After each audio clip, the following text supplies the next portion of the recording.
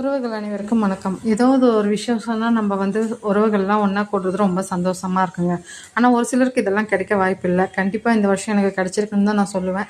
இன்றைக்கி என்னன்னு பார்த்தீங்கன்னா, எங்கள் மாமியார் வீட்டில் சாமி கும்பிட்றாங்க. பெரியவங்களுக்கு மாட்டுக்கெல்லாம் சாமி கும்பிடுவாங்க.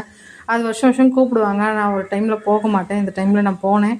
ஆனால் எனக்கு இந்த வருஷம் ரொம்ப சந்தோஷமாக இருந்த ஒரே விஷயம் என்னன்னு கேட்டிங்கனாக்கா, எங்கள் மாமியாரும் சரி, எங்கள் மாமனாரும் சரி, அவங்க பிள்ளை இடத்துல வச்சு பார்த்தது எனக்கு ரொம்ப சந்தோஷமாக இருந்துச்சு. என்னென்னா, எங்கள் வீட்டுக்காருக்கு 3 பேர் அண்ணன் தம்பிங்க கூட பிறந்தவங்க. ஆனால் எங்கள் வீட்டுக்காரால் அந்த சாமி கும்பிட்றதுக்கு வர முடியல. கடையில் ஆள் இல்லைன்னு சொல்லிட்டு கடையிலே இருந்துட்டார். அப்படியும் சாமி மட்டும் கும்பிட்டுட்டு போயிட்டாரு. அப்புறம் சாமிக்கு 3 இலை படைப்பாங்க.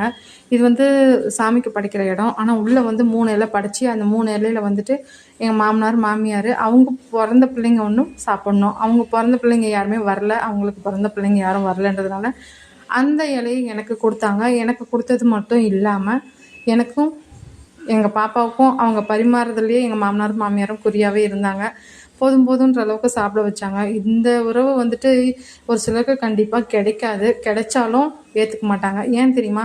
ஒரு சிலர் ஹஸ்பண்ட் வீடு வேண்டாம், ஒய்ஃப் வீடு வேண்டாம், எல்லாம் ஒதுக்கி ஒதுக்கி வைக்கலாம் அப்படின்ற மாதிரி வாழ்ந்துட்டு இருப்பாங்க. அது எங்களுக்கு இப்போ அவங்களுக்கு அது புரியாது. காலத்து போக்கில் அது புரியும். அது ஹஸ்பண்ட் வீட்லேயும் சரி, ஒரு ஒய்ஃப் வீட்லேயும் சரி ஒன்றா சேர்ந்து இருக்கிறது தான் ரொம்ப சந்தோஷம். என்னோடய வீடியோ பிடிச்சலாம் லைக் பண்ணுங்கள். தேங்க்ஸ் ஃபார் வாட்சிங்.